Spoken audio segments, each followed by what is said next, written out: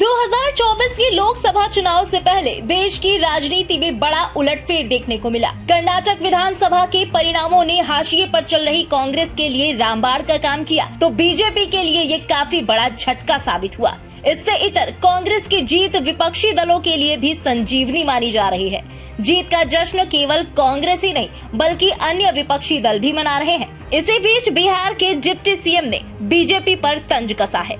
बिहार के उप मुख्यमंत्री तेजस्वी यादव ने बीजेपी पर निशाना साधते हुए कहा कि बीजेपी ने चुनाव में बजरंगबली का नारा दिया था, लेकिन शायद बीजेपी नहीं जानती कि बजरंगबली उनसे नाराज चल रहे हैं। बजरंगबली की नाराजगी से ही बीजेपी दक्षिण में खत्म हो गई है। साउथ में बीजेपी के पास केवल कर्नाटक था, अब वो भी हाथ से निकल गया। कोई बताए साउथ में बीजेपी कहाँ बची है? दक्षिण तो इनके हाथ से गया ही। मध्य भारत में ये चोरी की सरकार बनाकर चल रहे हैं। उन्होंने कहा कि आने वाले वक्त में बीजेपी और भी राज्यों के चुनाव हारने वाली है। सबसे पहले तो हम कर्नाटका की महान जनता को बधाई देना चाहेंगे कि उन्होंने जो सरकार चुना है, देश के हालात को, राज्य के हालात को देखते हुए उन्होंने चुना।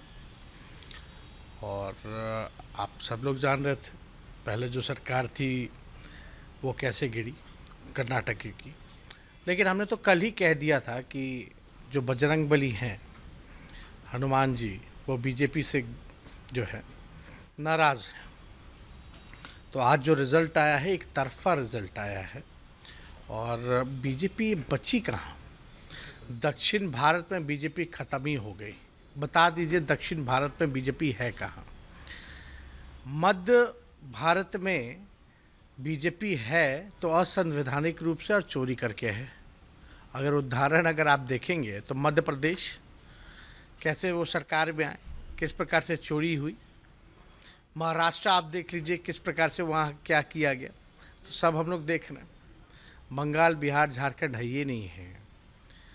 और उत्तर भारत में भी आप देखिएगा हिमाचल हारी गई। एक आध जगह जो बची है वहाँ भी समाप्त हो जाएगी। बहरहाल वार पलटवार के अलावा ये परिणाम बीजेपी और कांग्रेस के भविष्य के लिहाज से भी काफी अहम है। कर्नाटक का रिजल्ट बीजेपी की आगे की राह को मुश्किल करने का काम कर सकता है। दरअसल इस साल छत्तीसगढ़, मध्य प्रदेश, राजस्थान, तेलंगाना और मिजोरम में चुनाव है।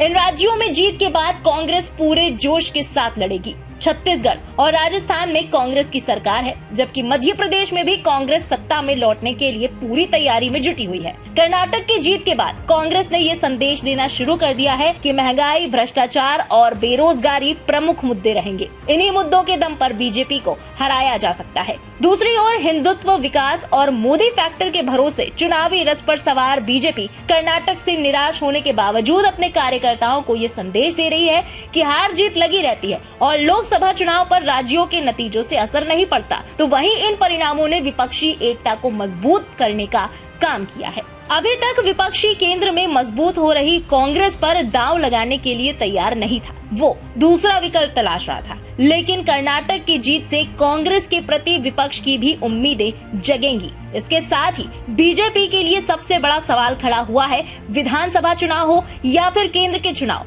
हर चुनाव में बीजेपी पीएम मोदी के चेहरे पर मैदान में उतरती है, लेकिन कर्नाटक में मोदी मैजिक काम नहीं आया। आने वाले चुनावों में कांग्रेस इस मुद्दे को भुनाने में कतई पीछे नहीं रहेगी, इसलिए बीजेपी को इसकी काट ढूंढनी होगी।